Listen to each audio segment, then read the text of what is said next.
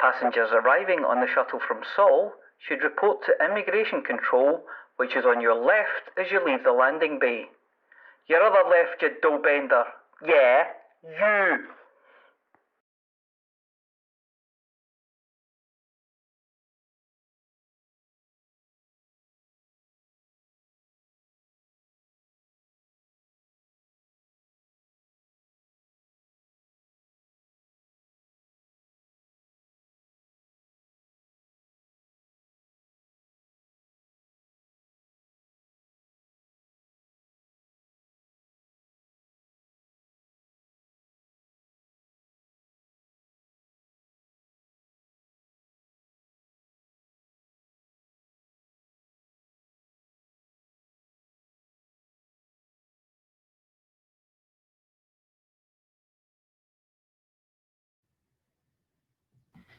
Somewhere in the southern seas on Earth in Sol, some salty sea dogs are sitting around the supper table looking at a suspicious block of cheese. One of them taps it. It makes a solid-sounding thud. He picks it up and drops it, and it goes right through the floor. It keeps going until there's a loud crash and then the sound of water. There's a klaxon and the sound of running feet as a repair team rushes below decks to plug the hole, and the guilty party whistles innocently and turns the radio up.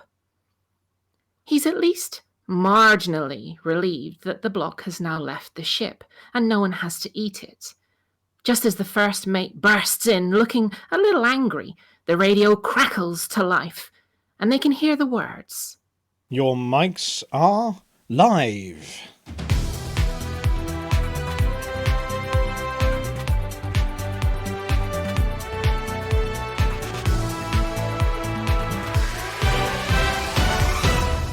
Good evening, everyone. We've got plenty of room in this studio to socially distance tonight, as some of the crew have inexplicably had better offers for the evening. But not to worry, as we still have sufficient stalwarts and staunch supporters to put out our usual quality of output. We've got all the top performers tonight, namely Harry Balzac. You do know it's not just cream that floats to the top, don't you? Yeah. Wilma Fingerdew. I like being on top. The apology officer. Oh, make fun of my height, why don't you? You know, I hardly ever get on top of anything. I even needed to borrow a wee ladder to get on top of this matchbox. We have Norma Snockers, who doesn't have her loo. You make me sound as bad as Cow in his bathroom with the open plan ceiling. Well, okay. Well, look, it's it has been a couple of weeks, so let me just sort of dig around a tiny bit and find the right buttons. Now, how does this work again? What's the first thing we have to do? Oh yes, it's this. Everest mounted, as penguins get dog's breath. Engineers get a new ad visor. Hotbox can't come out to play. Yes. Per lots of Ardua, ad Astra. What are you doing? I said Kismet, Hardy. Atris 5060 tells us where to stick it to the Thargoids. Blah, blah, BGS stuff. You're not even listening, are you? Community continuity opportunity. And finally,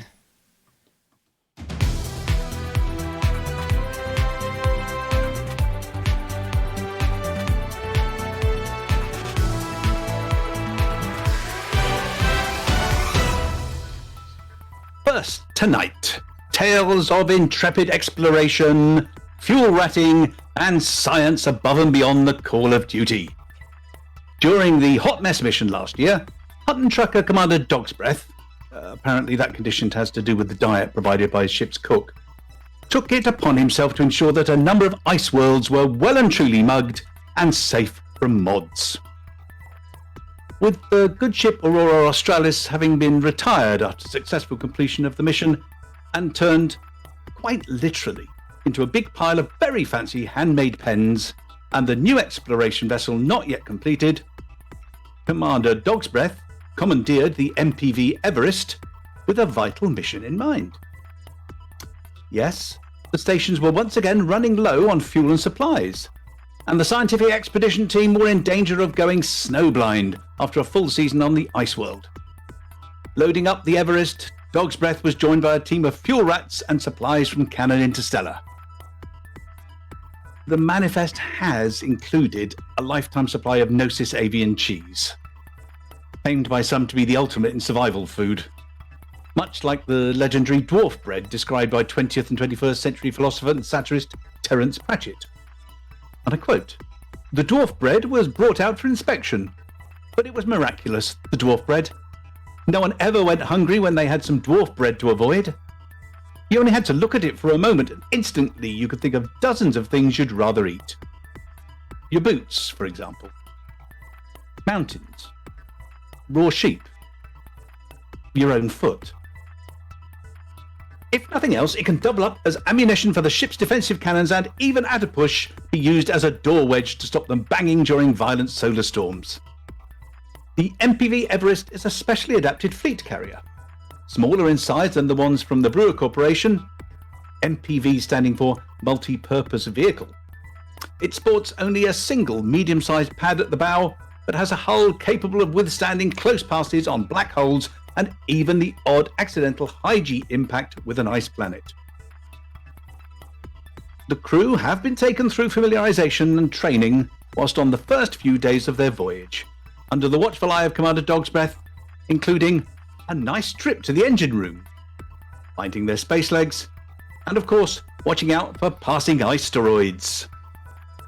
The Fuel Rat team, not needed until arrival at Casey, their destination, have been placed on watch, with the first one to successfully work out how to use the pulse wave analyzer whilst travelling in a forward direction and correctly identify a growler, winning a prize that may or may not include being allowed to not have Gnosis cock cheese gratin for dinner.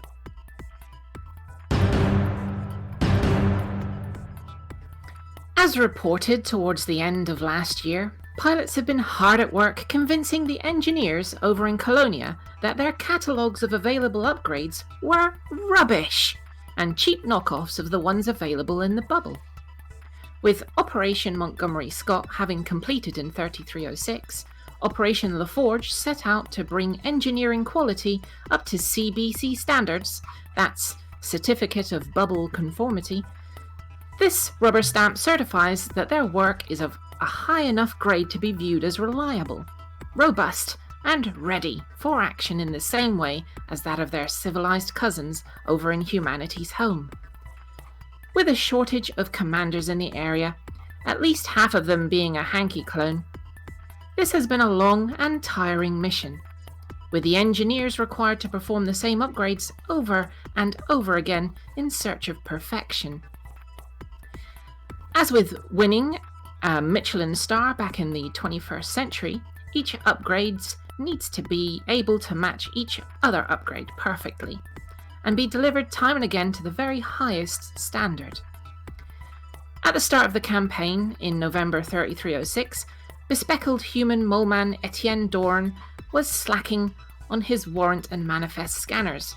Swiftly bodged upgrades meant he had a hard time telling a galaxy from a bounty, or indeed even a Milky Way from your Butterfingers. Marcia Hicks was having trouble with her limpets, and Petra Olmanova had her AFMU mixed up with her torpedo pylons, and her ECM muddled with the mine launcher, leading to some rather hilarious consequences mid-combat, after a hull seal attempted to repair a stricken ship with a torpedo, before realizing, firing the ECM and promptly carpet bombing a nearby moon. Over 200,000 tries later, And we can confirm that all 3 are now fully certified in the missing blueprints, and Colonia is marginally less of a backwater and a little bit more of a respectable holiday home for retired truckers. Our thanks to Commander Paul Smith III. Not sure if that's 3rd generation or his clone designation. Commander Yanni 5, Ian Doncaster, and everyone who helped. By the way, this Thursday, Colonia Bingo has been moved to Friday to make way for the installation of industrial sanders for your corns. Team Hotbox, along with thumb warriors throughout the galaxy, have turned those thumbs to the down position this week, as the Pilots Federation revealed that the long-awaited Spacelegs license and the new location landings had been struck by an unforeseen engineering challenge. It appears that the shipboard systems used by Hotbox and friends need just a little bit of extra work before they can let loose on tenuous atmospheres. Rumours that whilst the majority of the galaxy operate in Federal metric, Hotboxer ships were built on the old Imperial system, meaning that the 3/8 inch thickness hull plating won't fit the 10mm atmospheric coating, and their oxygen tanks can't squeeze a litre into their quarter-sized life support. In the case of a number of Hutton pilots, there are rumours that the one-size-fits-all spacesuit actually doesn't, and a number of truckers of both smaller and larger stature would end up looking like they were walking around wearing their mum's high heels or an overstuffed sausage. Or a huge overreaction to the reply to the question, "Does my bum look big in this flight suit?" There are rumours that should anyone actually find a member of Team PS4, they're suffering similar delays, though those are down to someone losing the login key to their software systems. Understandably, everywhere except Hutton, there has been a little consternation over the delays, but in a masterstroke of positive news, the Pilots Federation finally revealed that simulated testing of Spacelegs and landings will be taking place in only a few months' time, and engineers had been dispatched to various starports to install the latest in technology in time for the thorough testing required to gain certification. The Pilots Federation have been at pains to point out that despite popular rumour that everything will be already discovered by the time Hotbox are allowed to play, in a galaxy with over 400 billion star systems, even Commander Chicks is unlikely to manage more than an atom in an orange worth of discoveries.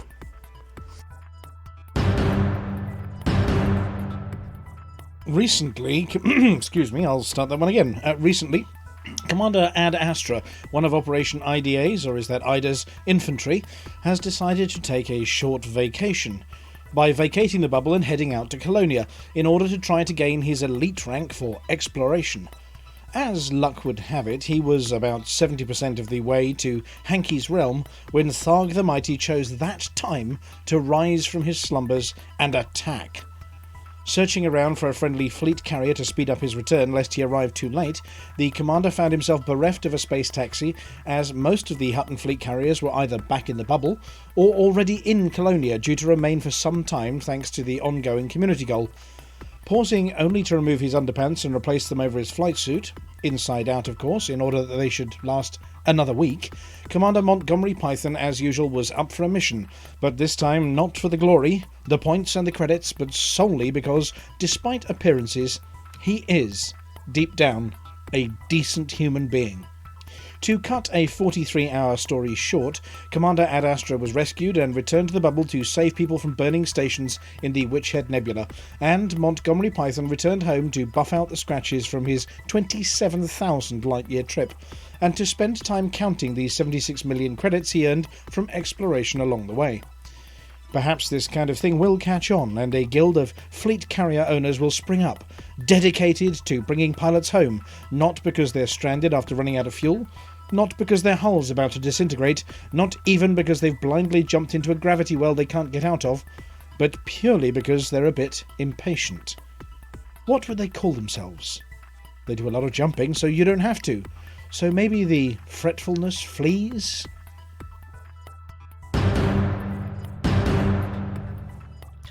What is it about record breakers? You wait for nearly a whole year and 2 turn up at once.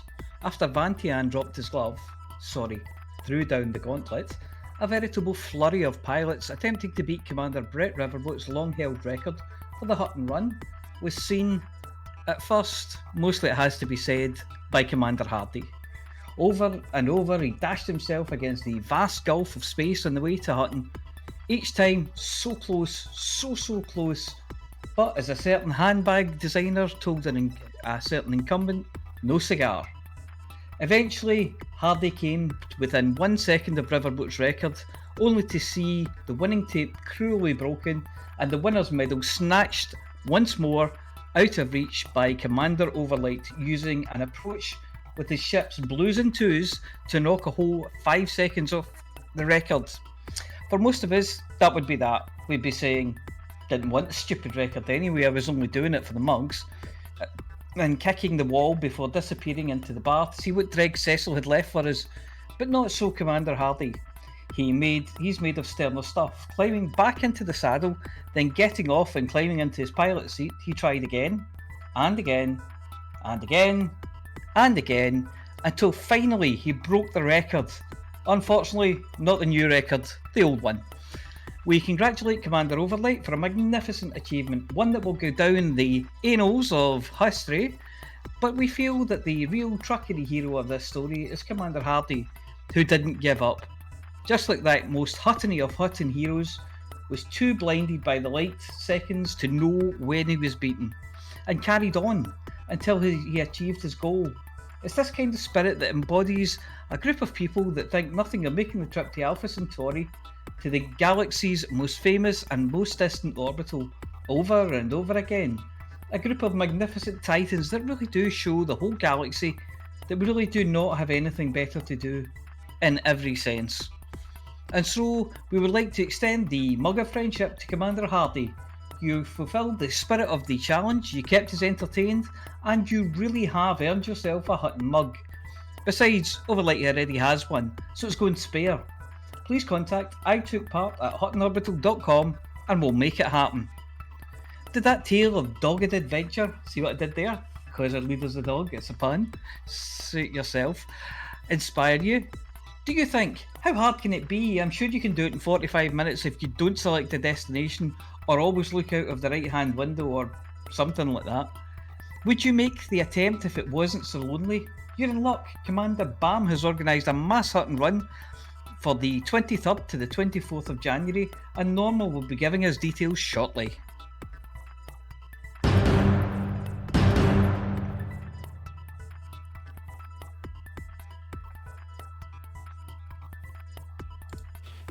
It helps if I put the microphone live, doesn't it? Let's try that one again, shall we? Good evening, trackers. Is this thing live?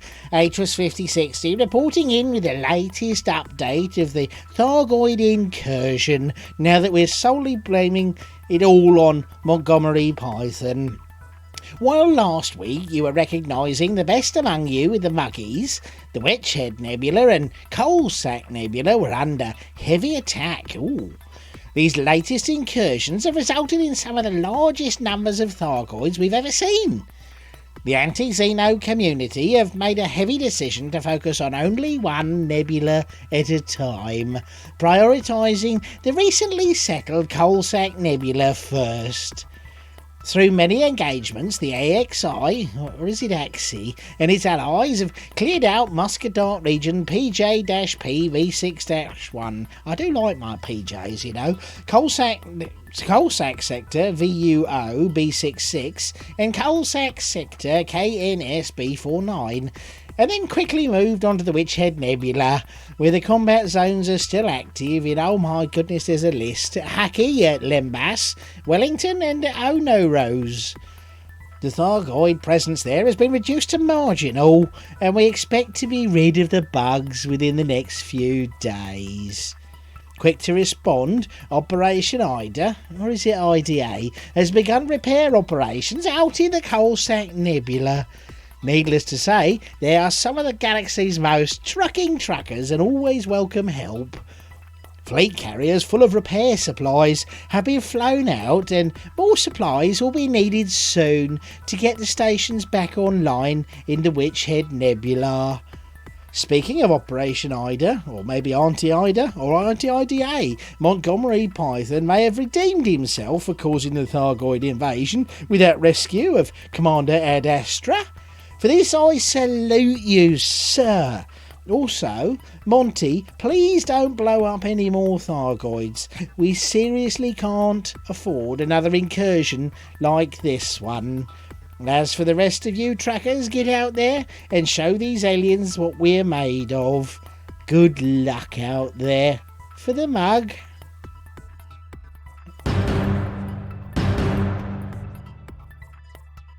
I've got a note here from Debney.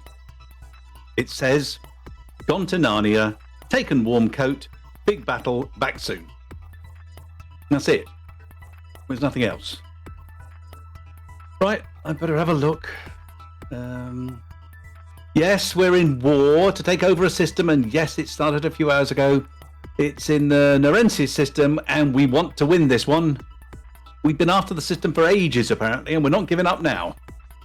So, everyone who can shoot straight, or even if you can't, make your way to Narensis and fight for the mug. Let's look at the other numbers. They're up and down more than Alvin when he's busting to be let out for a pee. Barnard Star, Epsilon Eridani, and Wolf 1481 need a bit of a tickle. We're in expansion again. Shh, don't tell Alvin. But don't worry too much about it. So, go to Barnard Star, get your eyes tested, and clear up after the Muggies after party for a bit, if you don't fancy the combat. If anyone's got a little data left that they didn't put into the Going for Gold, then now's the time. Drop it in those three. Over in Hankey's Colon, both Doritos and El Procol need a bit of help. In fact, Tyr and Pythias, we need a bit of help too, so do stuff there too. And that's it. Let's hope he doesn't come a cropper in the war zone. I'm not doing this again. Ow. We've been off the air for a little while, and the excesses of Christmas have caught up with most people. But that's not stopped everyone, and there are still events in the galaxy being organised by you, the Elite Dangerous community. If you were hoping to take part in Expedition Mercury's Wings, then quite frankly, why did you leave it so late? They've been going since November the 22nd, for goodness sake. Check out bit.ly/Mercury's Wings, and you can see that the last waypoint on Sunday the 17th at 1900 UTC will be around Thuchuya, and then QD618 Body 4. Once everyone's arrived, there will be a farewell address and mass jump to the after party on a planet in a nearby system, where there's going to be much silliness, including small ship banger racing, the making of ship towers, and whatever frankly crackers things our space madness afflicted minds can come up with. We're not sure what that covers, but Commander Yannick, and thanks Commander for keeping us entertained with news of your passage, has advised that anyone attending the party should come in the opposite of fancy dress. Bring a small, cheap, and above all expendable ship, or buy one on board. There are haulers and adders for sale. Leave your keys with the organisers, and carriers Shepherd's Dream and Magic Space Bus will be in orbit, so you have somewhere for you to park your unusual ship, meaning that you'll have a place to sleep it off afterwards. It's not too late to take part in the Sidewinder Fuel Finder, organised by the Buckyball Racing Club. It started on the 9th of January, but it's continuing until the 17th. This is about who can complete the course fastest, using a basic Sidewinder and a stock 2A FSD.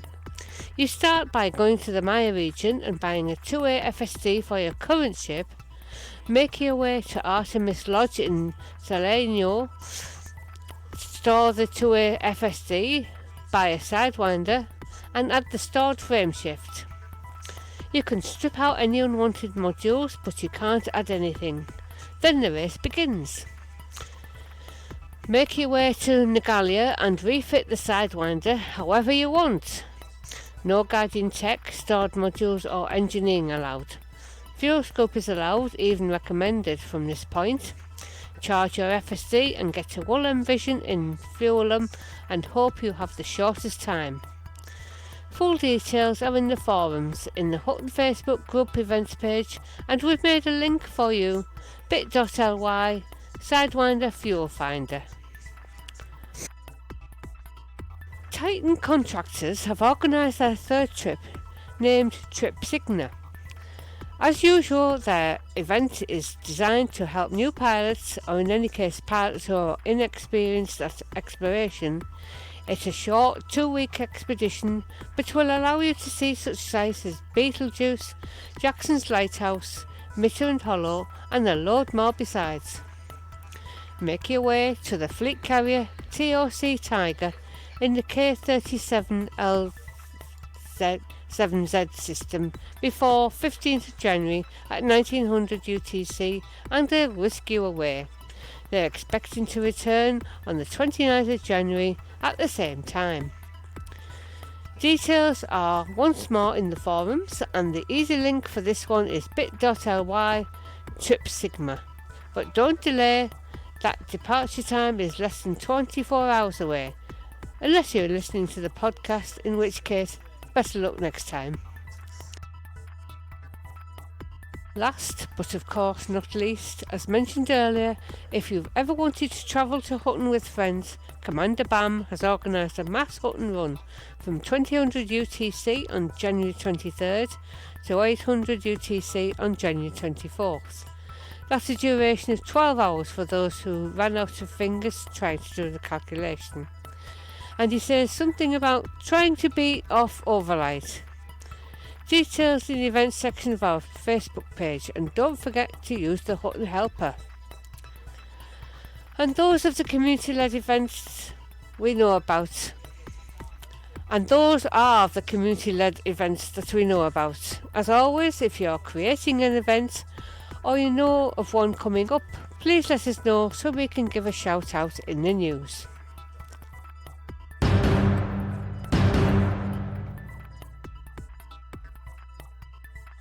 Jupiter Rochester. Some say he's creating a private fiefdom rather than running a major corporation, and are worried about his real intentions. According to one anonymous source broadcast on Vox Galactica, the recent acquisition of Lakon Spaceways by Core Dynamics was a personal project of Mr. Rochester under the umbrella of Jupiter Division, which appears to be a possible precursor to something sinister, with his many contacts with the military. We'll be following this story with interest, and we will continue in our search for an actual picture of the big man himself, if for no other reason than to confirm or disprove the rumour that Jupiter is just a nickname, associated with him solely because he's a gas giant with a big red spot.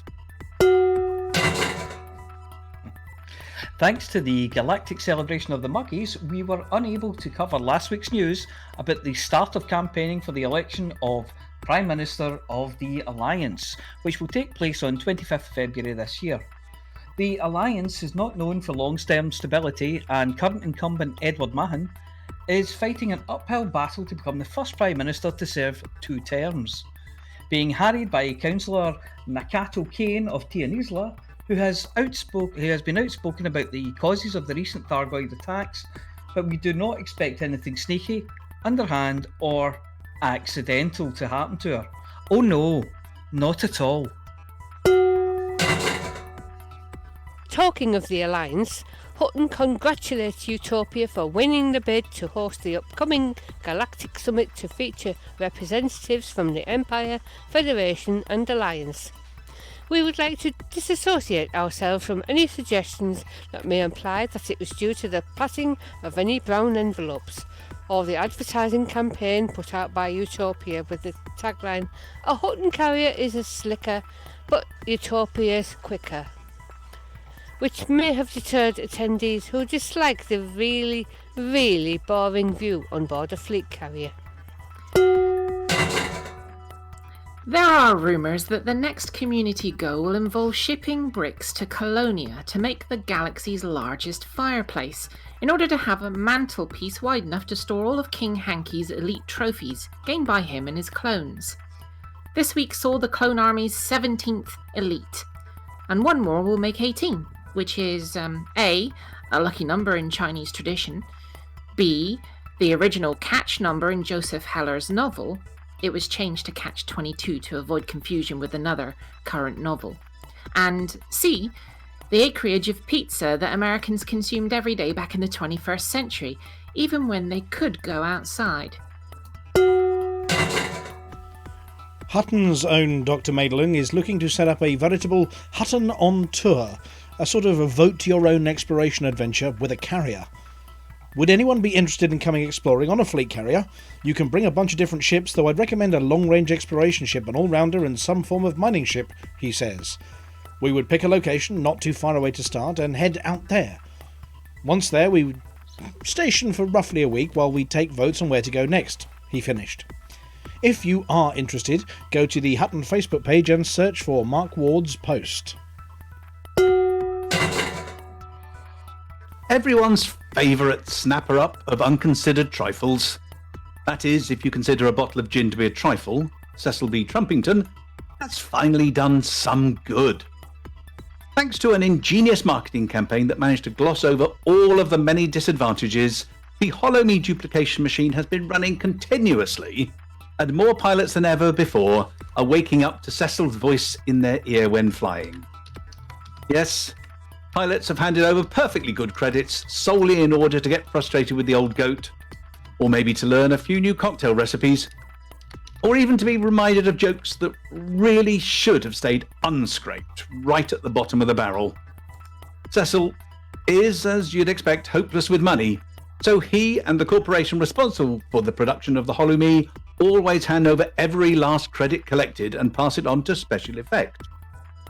The most recent credits transfer was over 70 billion credits, which, we calculate, was exactly £1,000 in the early 21st century. I'm never quite sure whether Leo's looking at me funny. Sorry, dude. Did someone see a dog? Get in your basket. I'm a dog person. Dave thinks you're a knob.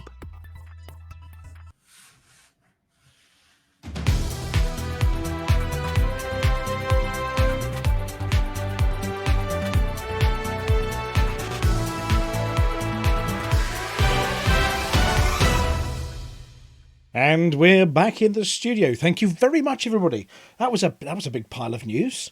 That was a lot more news than we've had in a long time. That was a lot going on, wasn't it? There's an awful lot going on.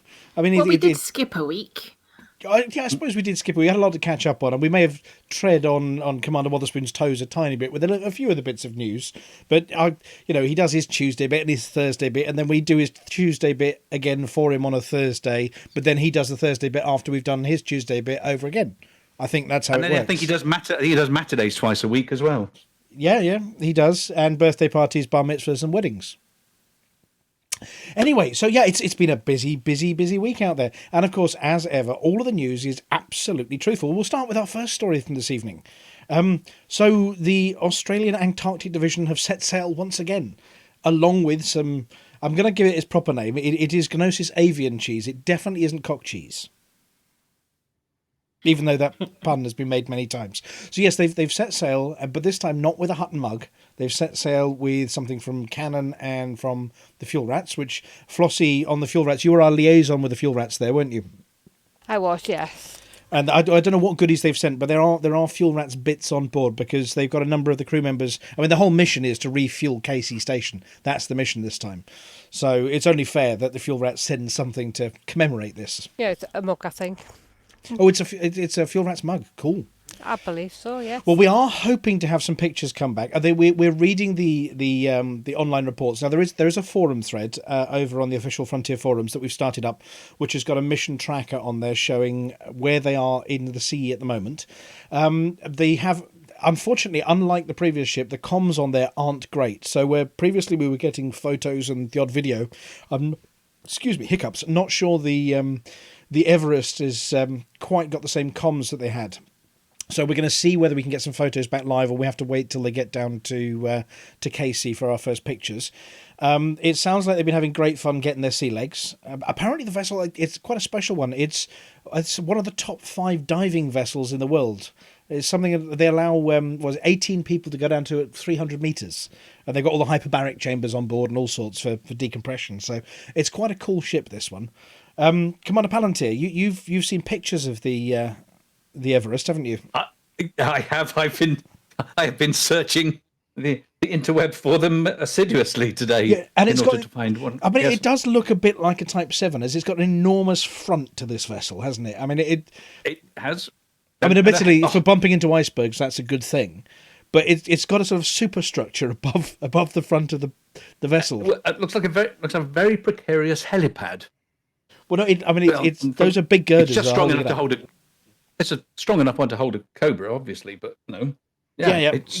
But I'd imagine piloting this thing's going to be. Vessel, don't we call it? Is the diving vessel a submarine?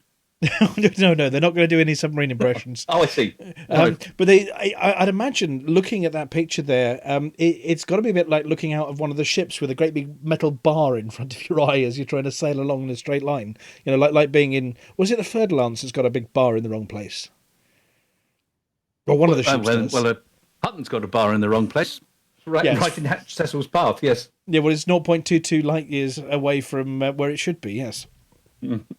But, I mean, obviously, Commander Dog's Breath is on board. He's taking the goodies. He's sending us pictures back. They're doing science. They're raising money for our 2 charities, which, apology officer, are... Dun, dun, dun. Special Effect and Hearing Dogs. Yep. And so last time they got the mug signed by some of the team and sent it back for use in an ECM auction that we did. Crikey, was it really only? It was only. Was it March, April? No, I can't. It was Easter, wasn't it? The ECM was on. So it was March 40th or something. Amelia's got the count on when March was.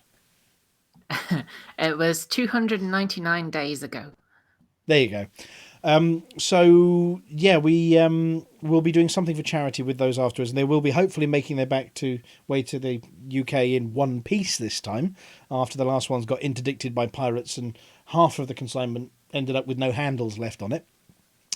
I think they tried to get away with paying lesser postage, and they put, oh look, if it's under 2 centimeters tall, we can actually pay less postage. So they made sure that it was crushed it to stick it through the letterbox. So made it all the way across to the other side of the world and back, and then buggered it with British postage. Well, yeah, it managed to make on a launch, from the ship to the land, past sort of waiting orcas who were looking hungrily at the mug, and it got all the way back, and then catapults between non-breeding seals. Non-breeding seals, yes. And yes, the Royal Mail decided that 2-dimensional was the right shape for a Hutton mug,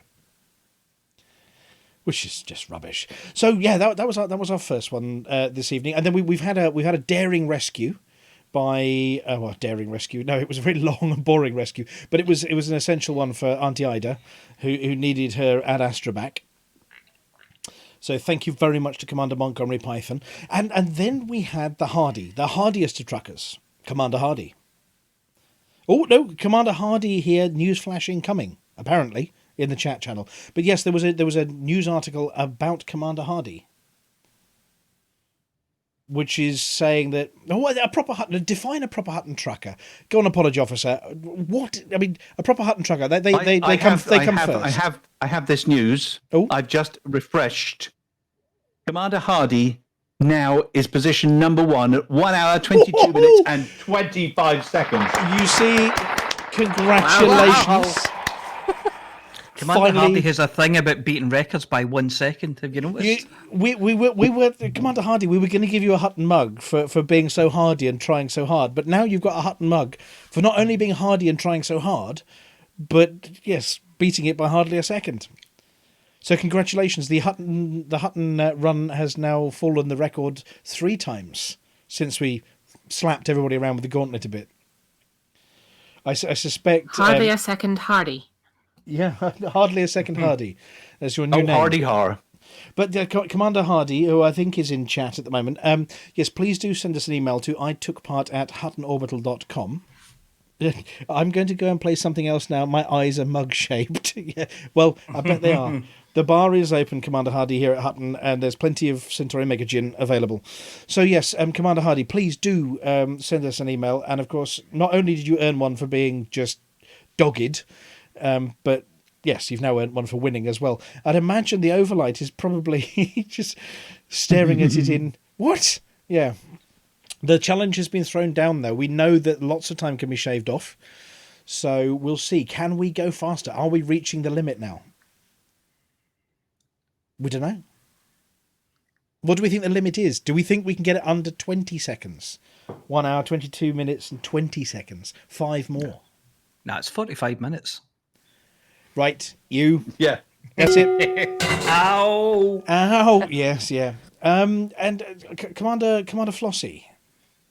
Yes. Good evening. Good evening.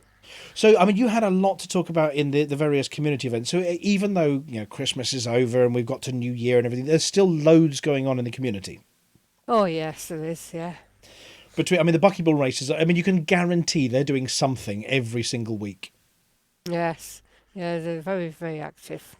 Yeah, and I mean, they never tire of racing, but they invent new races and do it in small ships, big ships, SRVs, basically anything goes. They'll race anything if it's got wheels or a jet engine on the back. Yeah, anything goes. Yeah, they haven't tried racing a Thargoid yet to that jump point when they try and escape you. That's the one they've not done. So they've not beaten a Thargoid to the escape point. No. I don't think they have. We'll have to check. They may have done, just not told us about it. And then obviously to Commander Yannick, who keeps us advised on the expedition, the Mercury's Wings expedition. Yeah. So, yeah, and then you've got some... Have you got CG news? Because there was some CG news, but you couldn't tell us about it because of the Muggies. Yeah, there was some last week. So what was last week? Just catch us up. Or are you going to tell us about this later? What last week was? Well, I can tell you now, last week was to deliver xenological samples for the Holloway Bioscience Institute in Colonia. Right. Okay, well, you're going to tell us about where we got to later, aren't you, during your CG bit, are you? Or... I can tell that bit, yeah. We'll do that in your CG bit, but suffice to say, I mean, is this a plot by Tharg the Mighty to get everybody out of the bubble and stop kicking him? I don't know. But the CG was actually had to be handed in Colonia, and yet the only place that we were aware of was 15,000 light years from Colonia, just 5,000 light years outside the bubble. So to go 5,000 light years from the bubble, collect all your samples, and then go on to Colonia to hand them in. Which is why there weren't any fleet carriers available, and why Monty Python had to go and get Commander Ad Astra. Not that I could find any fleet carriers available. At least in Hutton, I did ask in Hutton, and I got. It seems they're all otherwise engaged. Mm-hmm. So I had to. I spotted one on the forums, so I hitched a lift from somebody in the forums. Yes, and talking of hitching a lift with people, for the Mug Cloud Atlas, which was the former Hut bus, currently on sabbatical, has just said, the Hutton Run can be done in just over 30 seconds. Now, that's against the rules. That's definitely against the rules. Most definitely, yeah. No fleet carriers allowed. Has to be done in your spaceship. And the little spaceship, not the big one. Yeah. Yeah, Can't be having this. So, yeah, I mean, Jupiter Rochester appears to have taken over Lake on Spaceways. So, Commander Palantir. Yep. Now, the way it seems is he just owns it, but Lacon's still there. As in, it's like what is it? The Google Alphabet owns all sorts of brands. It's an umbrella corporation. But it's all this talk about him actually setting up his own personal control inside and making it work differently from the rest. Whether he's trying to be taking that away from the rest of the company, or whether with all the military connections, I'm wondering whether we're going to see some sort of I don't like to use the word that begins with C and ends OUP, But we might be seeing somebody trying one of those. There's something fishy going on there. I mean, you can't have twirly mustachios like that and not be evil. And so we're branding Jupiter Rochester as a twirly mustached, dodgy son of a gun. Right. Now, and then Aemilia, the muggies. Yes, the muggies. Now, the one thing we did miss is we didn't hear your acceptance speech. We didn't see the tears. We didn't see the fancy, outfit you had on just for the evening. Well, there was copious tears. There was copious boos. I was listening in Who booed with friends. You? Nobody's allowed to boo you. Booze with a Z. Oh right, I thought people were booing you. That's terrible. But no, I was listening in with some friends. We were all on Discord, and some of them were actually nominees. So you might. I don't think all of them were finalists, but there was a good number of names that were. And did you have any thanks to hand out? Any particular people you'd like to thank? Yeah, actually, yeah. I'd like to thank everyone that voted for me for a start, obviously. Well, yeah, that goes without saying. Yeah. goes without saying. But I'd also like to thank my friend Matt for actually getting me into mining in the first place. It's kind of like the biggest thing for me in Elite Dangerous. It always has been. It always will be. But he was the one that kick-started off that interest. So it's his fault, really. And you had a lot of little helpers, a bit like Father Christmas. Yes. An awful lot of little helpers. You've got to name them all. Little helpers. Do you mean my students? No, the other little helpers. The really busy ones who did all the hard work, the heavy lifting. They sort of go at the bottom of your ship, right, and then down to the next one. Oh yeah, expired. Everyone says they're constantly overlooked, and clearly I've just stated the obvious. Yes, poor little limpets. I think the Limpet Union is going to be in touch with you about that one. They might down tools and refuse to pick up any more juicy tidbits from those boulders. The squillions upon squillions of limpets that have died in my service, I salute thee. I mean, you could probably make a good living going out to ring sites and just scooping up all the leftover limpets. And I've got to say, you could make minor mugs, out of the limpet scrap. You probably could. That's worth thinking about. Yes. Other than that, yes. Dr. Maidlin, our resident scientist, astrophysicist and general boffin, is starting up the Hutton tour. So if anybody wants to go on a bit of a seeing the sights tour where vote your own exploration adventure. So you get to join him and say, this is where we'd like to go. And everybody puts their hand up and goes, yeah, I agree. So whether it's off to see Stolon pods or I don't know, space mushrooms or something like that. He is accepting votes at the moment for where to go to first and passengers on board his fleet carrier. And you can find out all about that. And then other than that, we've got there's a big stream news coming up tomorrow, Flossy. Oh yeah. Big dum big stream news from the Pilots Federation. Oh right. I'll have to see if I can see that. Yep, midday tomorrow.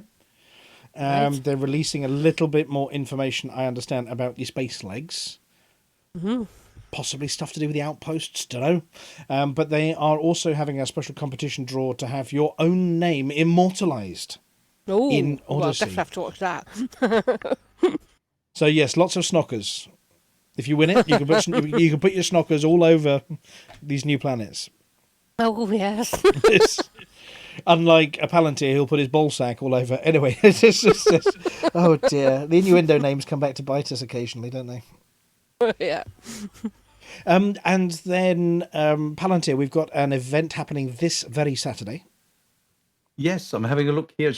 It's been organised by Commander Venezia, and starting at the 16th. Is that former hot boss brackets retired? Yes, he's got nothing better to do now. He's polished all of his guns, so he's got nothing else to do now. It's a retirement project. Yeah.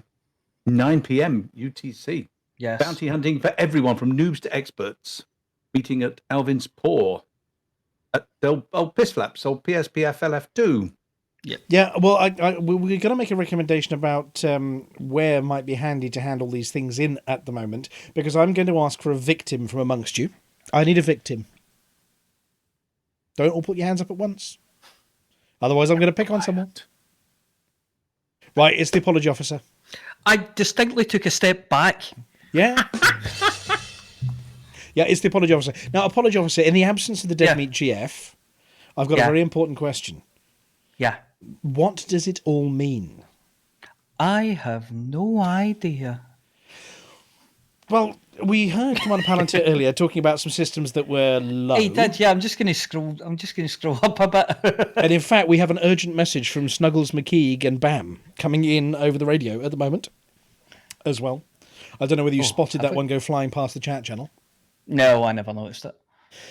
Oh, right. Well, there are 3 systems that need a little bit of work because they've got a number 3 on the front, not number 4 or a 5, but a 3. Okay. Which would be Barnard Star, Epsilon Eridani, and Wolf 1481. So we've got a war to win over in Narences. Those 3 systems are looking a little bit iffy, but there is a bit of an appeal over Barnard Star because there are some shenanigans afoot. Dum dum dum. Would this be involving a certain number? It would be, but not the same. Yeah, it's a number that we're very familiar with, but it's not the same lot. It's a different lot who've kidnapped the number. So over in Barnard Star, there used to be in the dim and distant past an other PMF player group, but they retired and didn't want the system anymore, and were quite happy for Hutton to take over. And we thought that was the end of it, so we took over Barnard Star mainly because we love Dockers, which can be found on the internet somewhere by searching for Barnard Star Dockers. On the very, very dark web. And a board pilot went, "Ooh, nobody's playing with that one. I'm going to adopt that faction." And they've decided that they want that one, and they've taken it over, and it's theirs now, and the other guys can't have it back. And they're causing trouble in Barnard Star. Now, they rather foolishly sent us a message to say, "Oh, we're going to go and take over Barnard Star." And we went, "Well, are you the original owner?" And they went, "Oh, no, we're not. We just thought we're going to adopt that faction and take over Barnard Star." So our response was, "Well, if you'd been the original lot, we might have a chat, but you're not. So you can Foxtrot Oscar, that's the one." But it sounds like they're causing trouble, and they've caused a war in the system, which is boo. So, yes, any pilots that fancy lending us help, we could do with a little bit of data. There are some instructions by Commander Bam and Snuggles McKeague being published on the Discord, on the Facebook, and in the chat here somewhere. If Bam's still here, give us a wave, Bam. But yes, you can either go and blow things up in Narnia, also known as Narences, or you can go and lend a hand in Barnard Star just to make the point that we love our Dockers where they are. Thank you very much. Of course. So there you go. So yes, don't let Barnard Star get low. That would be bad. Because there are 2 wars in system, and anyway, I think they're going to end up in second. But we just need to have a word and say, look, you're being a bit cheeky. That's a bit naughty. Don't do that again. Other than that, crikey, Hutton Run breaking news and Jupiter Rochesters and bricks to Colonia. I think that's about it for the time being. Does anybody have anything else that I've forgotten about? Other than Commander Palantir, who's got a squeaky lid on the soda water container. What? Yes. This thing. I forgot to turn my mic off when I was doing that. It sounds like some hamsters have got loose on your desk there. They don't sound very well. There's some very poorly hamsters there. So does anybody, before we move on, have anything else? We've got... we're not going to play too much... Can I just ask you about the Hankey's fireplace thing and the bricks to Colonia? Is that where the phrase a shipload of bricks comes from? He was shipping a brick? No, that's a brick ship house. That's a brick ship house. Yes. A brick ship house. I don't know. We haven't met Hankey. I wouldn't describe him as a brick ship house.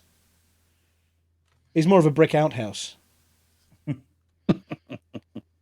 Anyway, as long as he washes his hands, that's fine. Right. Well, if nobody has anything else, I'm going to hand over to a co-presenter to tell us what's happening next and what button I should be pushing while I go and find that button. Okay, well, that's enough of all that. It's nearly time for the part of the show that it all came for, the CG News, read by me. But first, it's the Masters of Mirth, the captains of comedy. It's BeetleJude and Wotherspoon with their quips, folderol and balderdash.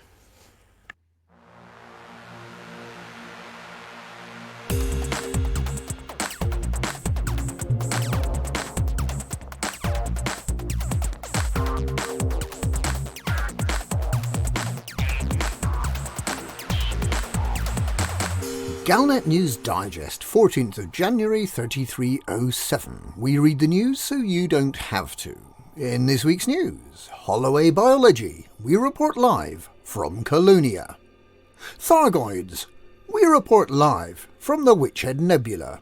Serious housing for the Marlinists, we report live from HIP 22550. The Sidewinder Fuel Finder, we report live from Fuelum. Holloway Institute overwhelmed by pod parts.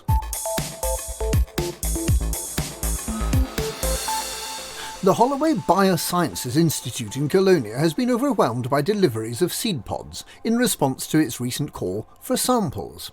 Our roving reporter, Commander BeetleJude, reports live from just outside the Institute. Commander BeetleJude, what can you see? Yes, Wotherspoon. I'm standing here, just outside the perimeter of the Institute. The base has some quite tall buildings at its centre. I saw them as I was flying down, but now, with 31,000 tonnes of biological samples piled up in great dunes outside the base, I can barely see the tops of the skyscrapers. The Holloway Institute plans to create 4 wildlife refuges close to Colonia, which commanders who don't want to trek thousands of light years out into the back of the galactic beyond can visit them to see these curious seed pods and the even more curious space trees they come from. And it sounds like the seed pods are raring to go. It almost seems like they're getting bigger, swelling up before my eyes. This is a massive mounds, tumbling, the seed pods on the top, tumbling down, spreading out around the base. I certainly hope that the Holloway Bioscience Institute knew what it was letting itself in for when it encouraged commanders to start shipping in these strange alien life forms. I'm not entirely sure whether correct protocols for biosecurity were followed, or whether these seed pods will prove to be an ongoing problem. Spreading out to cover the surface of Colonia 7G. I'm having to move now to avoid being crushed by the seed pods, tumbling down from the ever-expanding pile back to the studio. Damaged stations may need your help. Despite the very best efforts of the Anti-Xeno Initiative and of the rescue effort, there are still 3 stations burning in the Witchhead Nebula. Commander BeetleJude is at one of them, Ezra Point, in Wellington. Hello there. I'm in the docking bay at Ezra Point, watching the rescue ships ferrying out refugees. In the 2 weeks since the unprovoked New Year's Eve Thargoid attack, more than 100,000 occupants of this station and other stations like it have been rescued and taken to places of safety. There are still plenty more to rescue, judging by the crowded mission boards. I've been watching belugas, Type 9s, dolphins, all kind of ships in a people's flotilla, rescuing workers and inhabitants alike. And it's still pretty hot work in here. Every now and again you see a heat sink being ejected, a tiny white hot spark that flies across the station and melts into whatever surface it hits. Apart from Ezra Point, Hutton Orbital in Hackey, Sal Prospect in Lembus still need their inhabitants evacuated, and a similar effort continues in all 3 stations. Lembus, Hackey, Wellington and Honoris still have a very minor Thargoid presence. That should be cleared up by the weekend, and then it will be down to Operation Ida and other independent hauliers to bring in the vital repair supplies to get these stations back up and running. Possibly by this time next week, all traces of the Thargoid attacks in the coal sack and Witchhead nebulas will have been completely wiped out. Serious housing for the Marlinists. It's nearly a month since Sirius Corporation leader Lee Yong-ri offered to rehouse the huddled masses of Marlinists who'd been yearning to breathe free of the storied pomp of the Empire for more than 1,000 years. And 1,000 years was plenty long enough to wait, so the Marlinists were pleased to be able to move into their new accommodation earlier today. Commander BeetleJude has gone to investigate. Yes, I'm here in the Marlinus living accommodation, in the HIP 22550 system. Oh, my head. I hope these Marlinists are all short. I wouldn't call this accommodation exactly luxurious. In fact, these prefabricated steel living pods look quite a lot like shipping containers. Marlinists arrived here and in 7 other systems nearby earlier today, where they will live free from the shackles of imperial society, close to factory units provided by the corporation to give them gainful employment. They will manufacture artisanal frameshift drives to the original Sirius Corporation recipe and will assemble handcrafted personal computing devices with Sirius Corporation branding. Sirius has reported that the Marlinists are delighted with this opportunity and can't wait to get started. The rent for the lovely new Marlinist accommodation will be deducted from the wages of the Marlinists. But of course the Marlinists are not interested in becoming wealthy. They just wanted to escape from the indentured labour conditions so many of them had to suffer when they lived in the Empire. Fuel Rat's finish line. And finally tonight, the Buckyball Sidewinder Fuel Finder race is coming to an end with only 3 days remaining. We cross over to Commander BeetleJude at the finish line in Fulham. Hello, I'm at Walheim Vision in Fulham, watching the racers come over the line. They're racing all the way from Colano in the Pleiades Nebula in a Sidewinder, coming most of the way, all the way to Ngalia without a fuel scoop, as part of the drive to get the fuel rats up to the 100,000 rescues they've been on about for the past month. Shay Blackwood in the Born to Run has taken the lead over Goosefrabber, but Bob Dubrovnik in the Small Mercy is only 1 second behind, with a runtime of 36 minutes and 18 seconds. Some additional rules have had to be added after competitors started getting creative. The use of fleet carriers for outfitting, travel or other purposes is not allowed.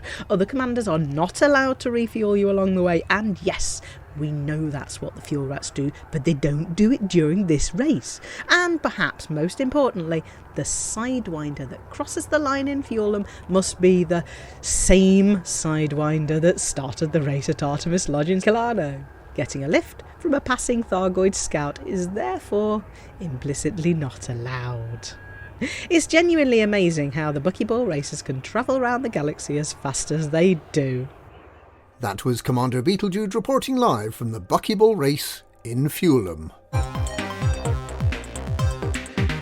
And that's this week's live Out and About Galnet News.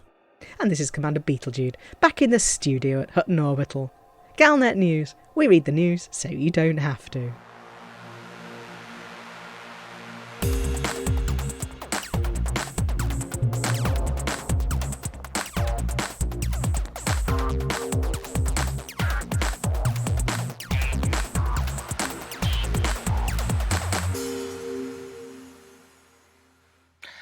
Thank you, Commanders. I consider myself properly informed about the galaxy now.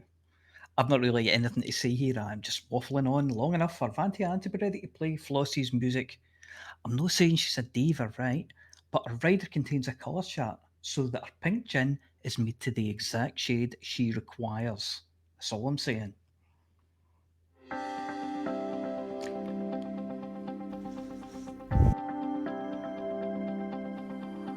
It's Flossy.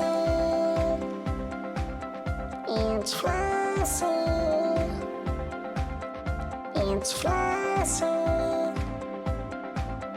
It's Flossy. And the community goes.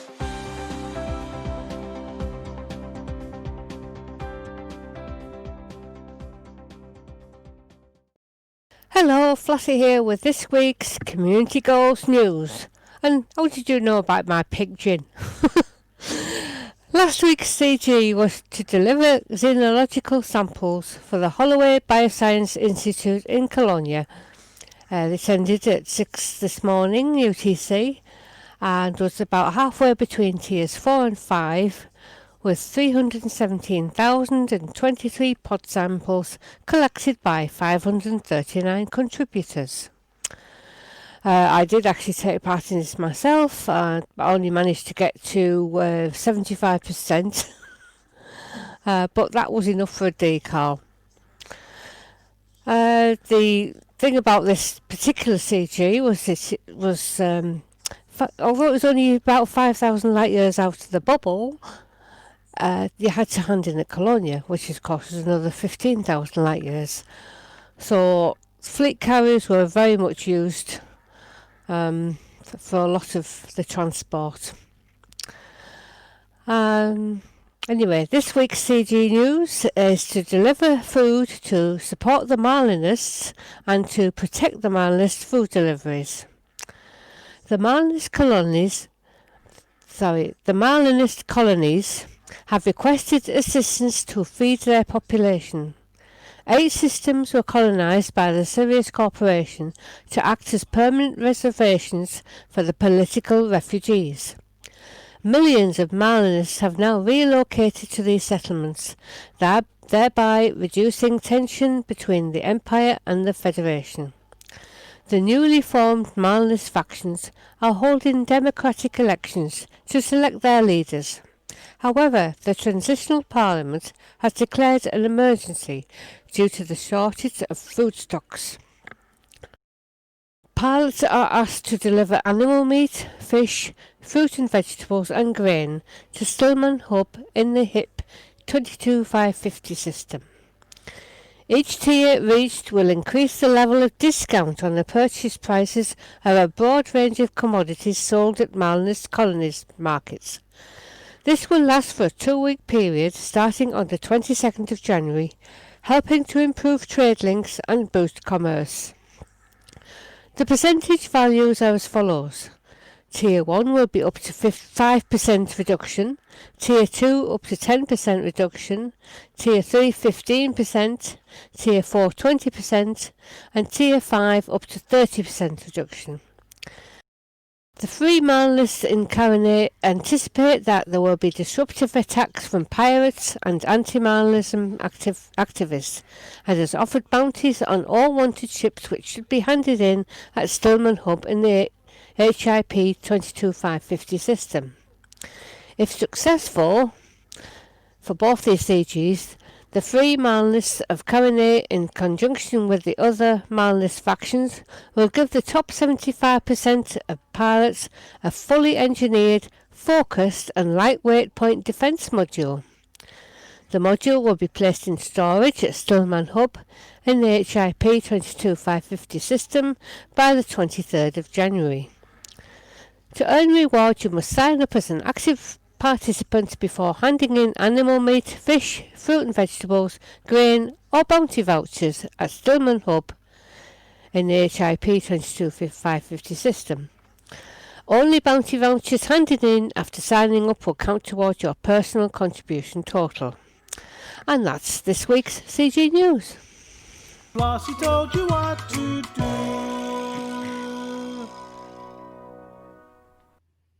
As Commander Taran appears to be using Hutton News as an internet search engine, the answer is if your bird weighs 1.5 kilos, that's 3.3 pounds to you colonials. It's about an hour and 40 minutes at 350F, unless it's stuffed. Either way, stick something in your bird, and if it's 180 degrees F, it's done. Sorry, Aemilia, you carry on. Thank you, Flossy. You know, it's easy to see why you're the Pilots Federation's favourite. Hopefully this pink gin is to your liking. Now, it's a bit of a drop in standards as we pass control to the apology officer for the Hutton Sport report. But what can you expect for the money we're prepared to pay?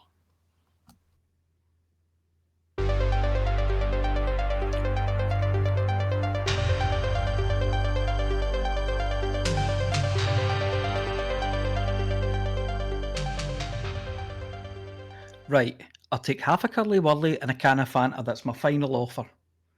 Hello, it's 3307 and the new sports season has started in Hutton Space. The Hutton Sports Report is sponsored by the Hutton Helper, the only third-party resource to come with a free exercise DVD, which you can use as a plate for your 3D printed burger and chips.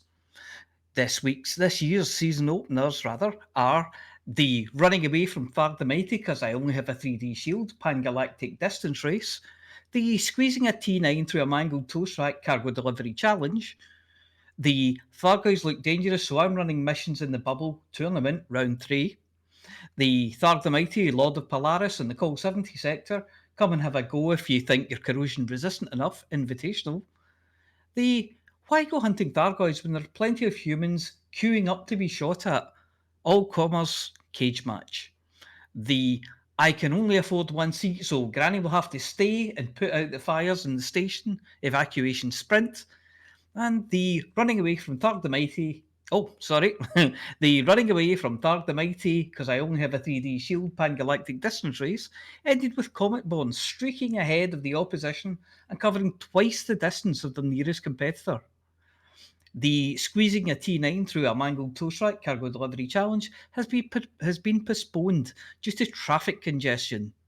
The Thargoids look dangerous, so I'm running missions in the bubble tournament, round 3, was comprehensively won by Commander Chicks, who earned almost 3 times as many points as his nearest rival. The Tharg the Mighty, Lord of Polaris, and the Col 70 sector, come and have a go if you think you're corrosion resistant enough, invitational, resulted in victory for Alex Zuno, the eternal bounty hunter.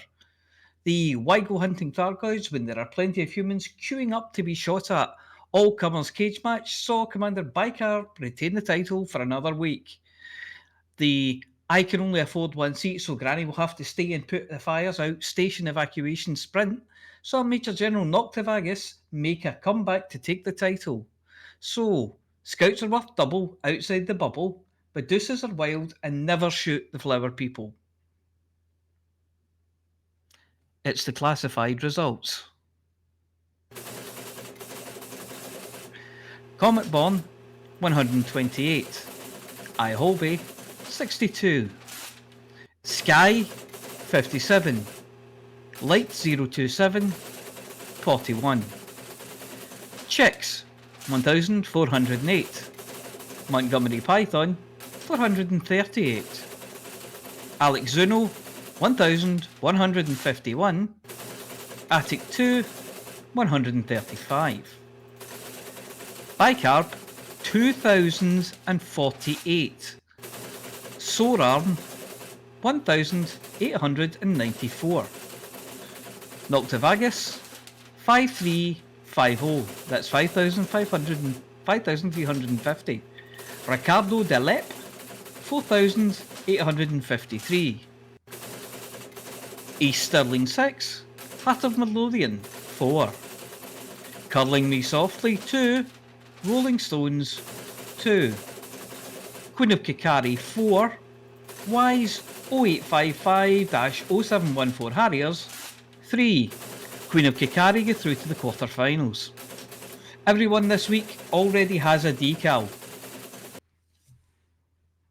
Well, it's been a blistering start to the year for Hutton runs. We have 35 runs in the last 7 days alone. It's been a part in the last 7 days alone. I'm just wondering if there's been a party I haven't been invited to again. Not only that, but the Hutton Run Record held by Brett Riverboat has been beaten twice. This just in, it's actually been beaten 3 times now. Commander Hardy recorded an hour of 1 hour, 22 minutes and 30 seconds, 1 second under the old record. Then Commander Overlight was a new title holder with a whole blistering 5 seconds under Brett's old time. That was until about 10 minutes ago when Commander Hardy beat that one by 1 second too, setting a new record of 1 hour, 22 minutes and 25 seconds. Are you tired of avoiding the Thargoid narrative? Do you long for an unexpected interdiction? Do you want to wow the other commanders with your 3307 dance moves? Just go to hot.forthemug.com and download or sign up for the Hutton Helper. This time next week, you could be dancing around like the Sugar Plum Fairy, sprinkling glitter onto your ship in the shape of Hutton Orbital. Let's face it, anything has to be better than having Tharg the Mighty use you as a human McSlurry by sticking a straw through your head and drinking your brains while he watches humans do the funniest things. And that's it for the Sports Report. Back to Studio 5.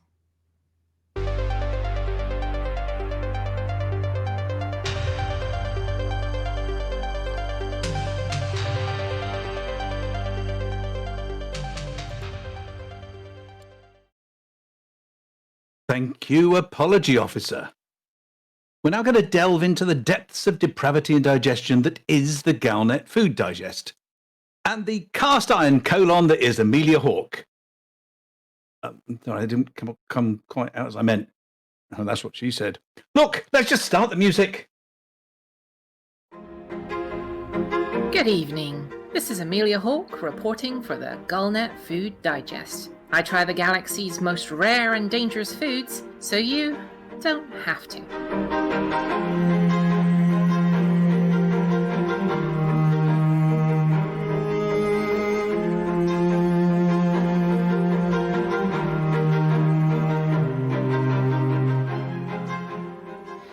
The human body is a marvel of natural science, able to, despite a soft and squidgy exterior, survive in a wide range of environments and habitats. Equipped with its own computer capable of comprehending many of the mysteries of the universe, and possessing of an onboard auto-repair system and power generator, it is proven to be the perfect vessel for the human mind to escape into the void and explore deep space.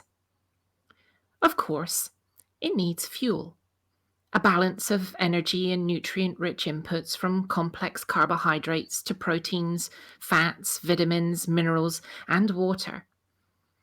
All of the above are possible to be obtained through boring, flavourless, and unpalatable foods. But the Galnet Food Digest makes a point of trying the more interesting of the galaxy's edible rare items. This week, we're looking at the essentials, the very minerals and compounds that the body uses to maintain this complex and wonderful machine. To that end, we've been recommended to head to the Haiden system. Deep within the system, a supercruise of over 500,000 light seconds is the secondary star, a rather dull brown dwarf. Around that, a simple metal-rich world and 2 moons. The station Searfoss Enterprise is our destination, and the source for this week's rare item, Haiden Black Brew. First, a little bit of a history lesson. For the distant explorer living off machine-produced gloop or freeze-dried space bars, getting the right nutrients to stay healthy is very important, and early starfarers went at great pains not to end up deficient in one way or another. As with the golden age of sail, where nautical types had to be wary of everything from scurvy to rickets, deep space explorers had to take everything they needed with them. As with limeys in the dim and distant past, once a critical survival foodstuff was found, it became part of their name, and lickies were born, able to be identified by a metallic sheen to their skin. Being a licky identified you as a deep space explorer. Unlike the Navy, where the mantra of rum, sodomy, and the lash was the order of the day, the Deep Exploration Corps preferred the rather more gentle gin, tonic, and a dash. However, I digress. Whilst hydroponics and long-life foods were good, something harder to come by was the right mix of minerals the body needed to remain healthy. The human body contains a surprising amount of metal, heavy metal. Not just the ubiquitous iron that helps maintain your hemoglobin, but in compound form, it contains copper, zinc, potassium, titanium, selenium, chromium, molybdenum, niobium, yttrium, bismuth, tungsten, and in fact just about everything the processor on your ship needs for synthesis of just about anything. Get stranded and need jumpomium to boost to a faraway star? Just shove a few thousand fellow pilots in your synthesizer, and you'll be just fine. As luck would have it, on this distant metal world, far, far away from the jump point, the planet is a natural source of a very special rock, known locally as the Haiden Lick. Made from minerals created at the birth of the solar system, it has just the right mix of essentials that, properly prepared, can keep a human fighting fit. Of course, an abundance of noble metals, such as gold, means that it has a shimmer to it. But, surprisingly, it's not toxic. For centuries, sitting in your cockpit on a long journey and licking your rocks once a day was one of the best ways to stay healthy and limber. The station soon discovered that the practice was okay when you're on your own, but sharing your rocks with other people led to all sorts of nastiness. Unwashed, they were the perfect vector for all sorts of space lurgy. So they developed the Haiden Black Brew. By carefully shaving your rocks, then boiling them over a number of hours before straining, you end up with a black, shimmering dark, full of all the minerals you need to drink. One of these a day and you'll feel energized and healthy. Your eyes will be clear, your mind operating at peak capacity. Yes, as with the other dark drink favoured by spacers, the pint of stout, there's a lot of iron in it. But when you're in danger of leaking some of the red stuff out, it's always good to get some. It tastes like a very salty, rather bitter energy drink. It has a natural fizz from the minerals and it develops a head on the top of the drink, not unlike a pint of stout. It's not pleasant, to be fair. Tastes like you've just licked the landing pad a few times, or the base of a rather well-used frying pan after a camping trip. So, you've shaved your rocks, you've guzzled a pint of the black stuff, and you're feeling great. Where's the danger? The human body is, of course, full of metals, and a healthy diet should contain just the right amounts, and this is where the risk comes in. One glass, you're just about as metal as you need to be. Trace amounts. 2 glasses, or leave it steeping too long, you start getting very metal. So metal that you start perspiring. Hair starts growing uncontrollably as your follicles lose control. So metal that you start going a little deaf as your neural pathways degrade a bit. One more glass of it and you go out the end of metal and straight into goth. Your skin goes pale, you become sensitive to light and you start shambling and mumbling. There's only one stage after that, the one where you go stiff and someone needs to find an undertaker. Have it too frequently and your skin takes on a metallic hue. Your iris will sparkle under the right light and in the dark. You'll phosphorus just a little. The rocks are becoming increasingly rare. Many explorers now keep one as a trophy aboard their ship under glass, just to prove that they're a real explorer. And of course, just in case of emergencies. I've been given a little one to take home with me, and I can't resist. I'm going to have to lick it. Well, it's salty. My tongue fizzes. I'm Aemilia Hawke, reporting for the Galnet News Digest. Galnet Food Digest. And I've got a sudden urge to start wearing black and building a music collection that contains only bands starting with the letter M. I've gone all metal, so you don't have to.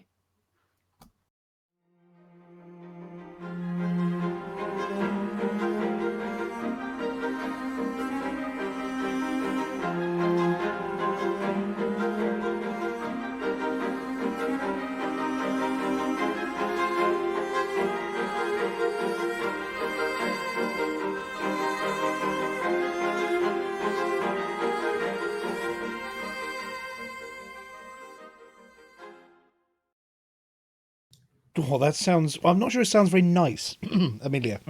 I mean... It's I mean, a matter of balance. Yeah, well, it is, yes. I mean, we were doing the research into this and finding out the number of different metals that were actually in the human body. You start reading down the list, and it does read like that synthesis list on the right-hand side of your screen in your spaceship.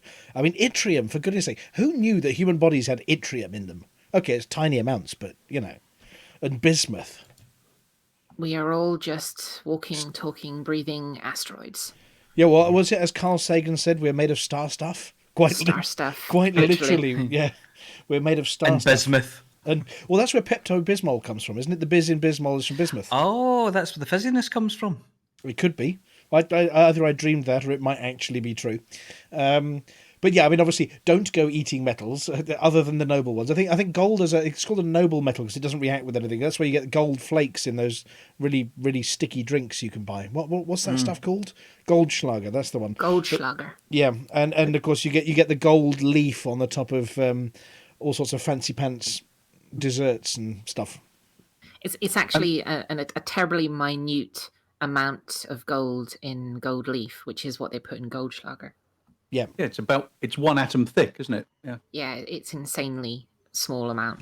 It's very, very thin. It's not going to leave you sort of feeling like you've just passed razor blades when you pass it the other end. I'll tell you that one. Or scooping through your own bio waste, hunting for richness is. And if I can quote one of our favourite authors who's already been named in this evening's show, Mr. Pratchett, from the book Wintersmith, these are the things that make a man: iron enough to make a nail, lime enough to paint a wall, water enough to drown a dog, sulphur enough to stop the fleas, potash enough to wash a shirt, gold enough to buy a bean, silver enough to coat a pin, lead enough to ballast a bird, phosphor enough to light the town, poison enough to kill a cow. And we wondered where he'd gone from this radio show after last week's effort. Yes. Yeah, well, I mean, the stuff they get you to try. I mean, I know you do like a pint of the black stuff, don't you, Aemilia? But the other one, yes. I'm a fan of the well-known Irish dark stout. Yes, and variations thereof. What? Yes, variation. They do a really nice chocolate stout over in Ireland. Oh. Chocolate stout with oysters. It's just mind-blowingly, insanely delicious. Don't they float to the top? Don't put the oysters in the booze. Don't put the shells in. Oh, now you tell me. I normally have mine with the Ucheng chilies, just a tiny bit of Ucheng chili with the oysters, but yeah.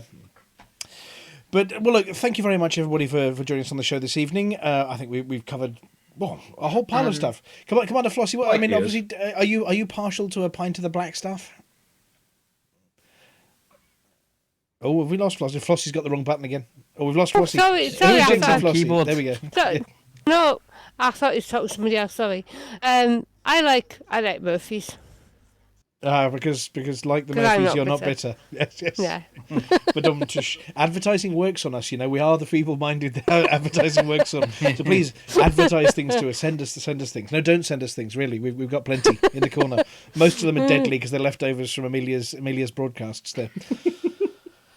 And most of them are trying to kill us, or especially the thing in the bottom of Dead Meat's mug that he left on the side before he left. But we will his teeth. It has a name, It's called David. Oh, and I thought he was talking to me when he was staring at that mug. Yes. No. Right. Well, look, thank you very much to our audience for joining us. Thank you very much to the presenting crew. We have Commander Flossy, who will be back next week, won't you, Commander Flossy? I'm sorry, you broke up a bit there. What was that? Did I break up? Next week, are you coming back? I would imagine so. Excellent. And you're going to tell us about CGs again next week? I should think so, yes. Well, if there's any on. Well, we hope so. We hope so. We like them. I hope so. But just not as far as cloning. Maybe the next one's at Beagle Point. I don't know then. Yeah, we're there in a shot, or maybe a week or so, unless you're Monty Python, in which case it'll take you about. What is it? If it's 47 hours to rescue Ad Astra, it'll be about 90 hours to get to Beagle Point. Maybe. And thank you very much to Commander Palantir, as usual. You've done a sterling job with the articles this evening. No, it's all right. And the hunting through the visual archives to try and find things. We're very sorry to Commander Hardy, who saw scary things in the images there. And I promise you, they weren't there. They weren't there when I, without using any Photoshop whatsoever, found this item. There were no skulls in there. Well, I mean, they are rare and dangerous foods, so it's sort of appropriate. Well, thank you very much. Just guilty conscience on his part. Thank you very much. I'd also like to say that whilst if people listen to this, going for gold, the people who are entitled to decals and patches actually had very few people so far claim their decal. I've had 13 people come through. Is that all? And there are, yep. Do you want me to send my details, or do you have my details? No, unless you write to I took part. I need prompting.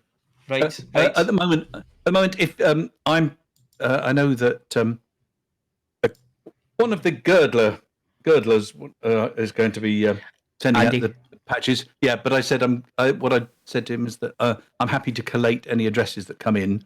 So. So if your name is... If in doubt, write to I took part. And if your name is Commander Chicks, definitely send one in so that we can send you your mug. I've got his address, so that's all right. Other than that, Monty Python, Duckface, Marco 2612, Evo Flash, Techie Mr. B, The Shrike, The Jinx Effect, Bola Petunias, Waller 81, Suava Short Customs, Diabol, Ed Hunter, Hollow Moon, Zibadian, me. I forgot to send something in. John Bello, OK, Bam, FTM Mustang 07, Mega Boomtastic, Funky Abigail, Fantastic Mr. Fox, Pillbox, Christopher Hankey, Cully 388, Jack Lollet, and Spartacus Ben. All need to send us an email so that we can get their patches sent out to them. Am I going to risk doing this one? And then if your name's in this next list, which I'm going to go through super quick, then you need to send us an email so we can send you your Hutton decal.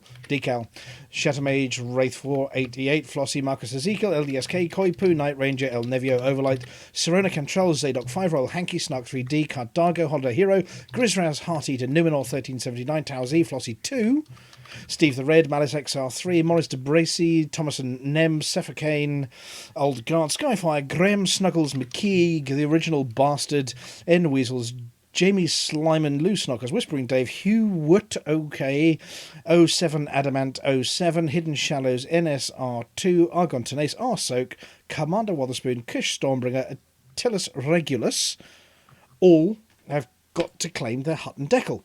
So if your name was just read out at high speed, then send us an email saying it's me. Mutter, mutter, mutter. Mutter, mutter, mutter. Well, we chopped you in half. You chopped you in half, and we have to stick you back together again, Flossie. Did you stuck me back together? Did you? I don't know. That's in the hands of the mighty judge himself. Oh, it's sticking back together. Yeah, stick Flossie back together again, somebody quick. She's gone to pieces. So many personalities, you don't know which one's on duty this week. So yes, I've got a big list of names there, but if your name just came out there and you are listening or you're listening to the podcast, then do send us an email at itookpart@huttonorbital.com so we can send you goodies, whether it be digital or real. So there you go.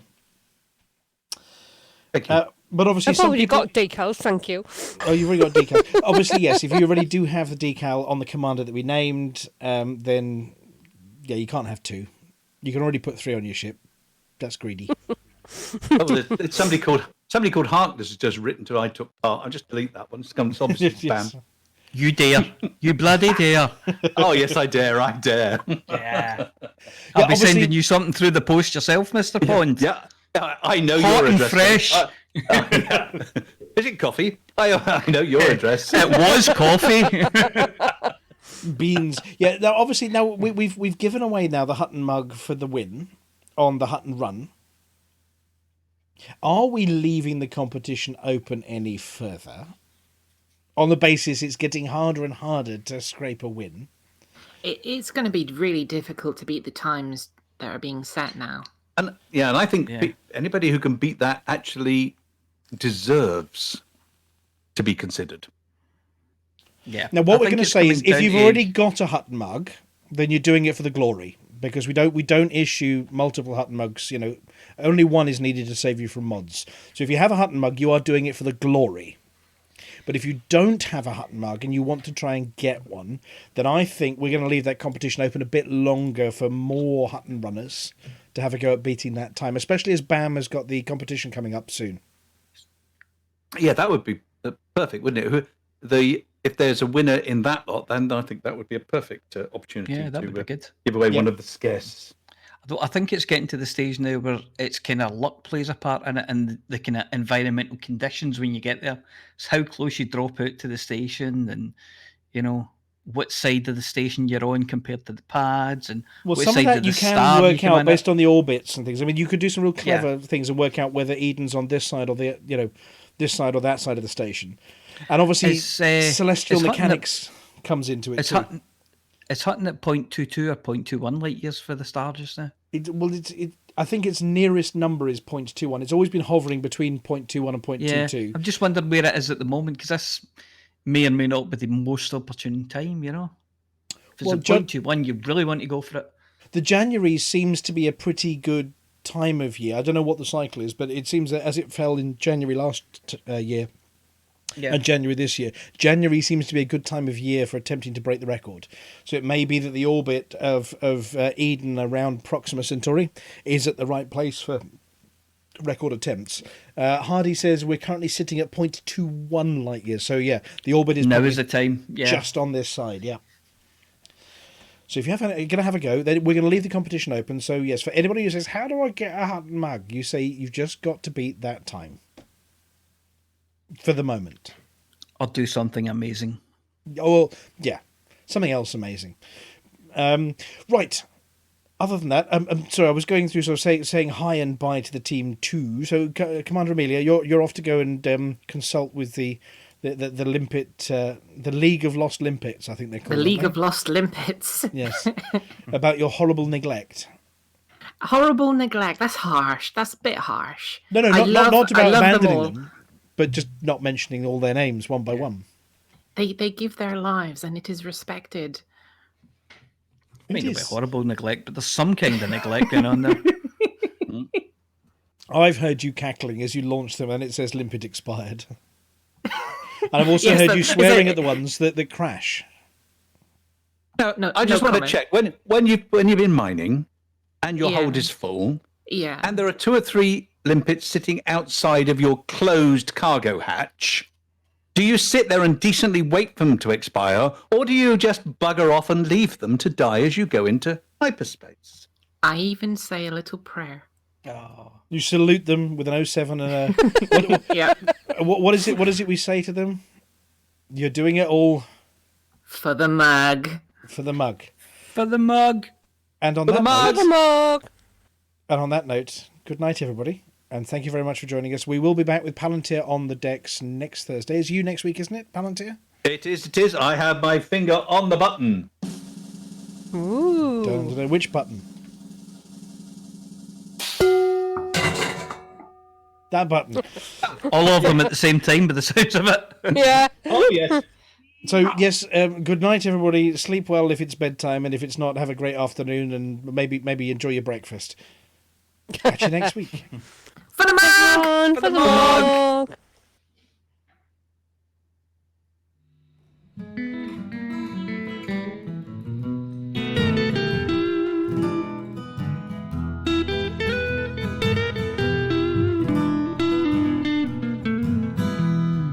Journey too long, or cargo too small. The profit margins never really mattered at all. We're gonna take the cargo where it's needed today. Super cruising all across the Milky Way. We're taking anything, anytime, anywhere. Loading all the teen out to the brim with the rest for the more, for the more, for the more, for the more. Yeah, you know just where we're coming from. For the more, for the more, for the more, for the more. Yeah, everybody sing the trucker song.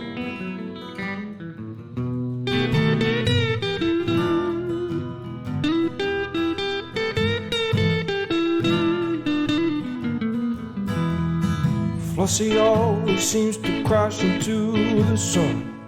Skibble lies the pilot on the Xbox One. Having out the free, you know he leads us well.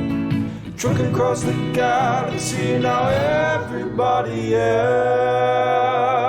For the more, for the more, for the more, for the more. Yeah, you know just where we're coming from. For the more, for the more, for the more, for the more. Everybody sing the Hutton Trucker song. For the more, for the more, for the more. You know just where we're coming from. For the more, for the more, for the more, for the more. Everybody sing the trucker song.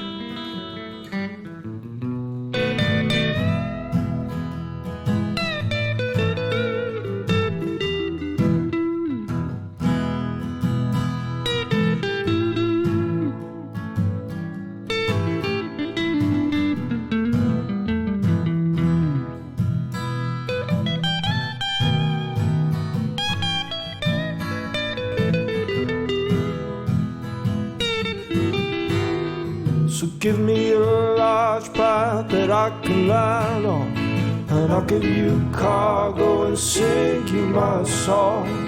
No point 22 light years to go, cruising to Hutton. No journey too long, no cargo too small. The profit margins never really mattered at all. We're gonna take the cargo where it's needed today. Super cruising all across the Milky Way. We're taking anything, anytime, anywhere. So shout it out loud like you don't even care. For the more, for the more, for the more, for the more. Yeah, you know just where we're coming from. For the more, for the more, for the more.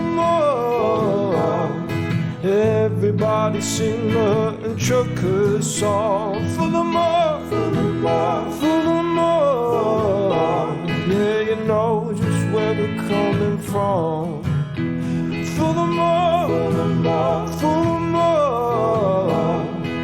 Everybody sing the trucker song.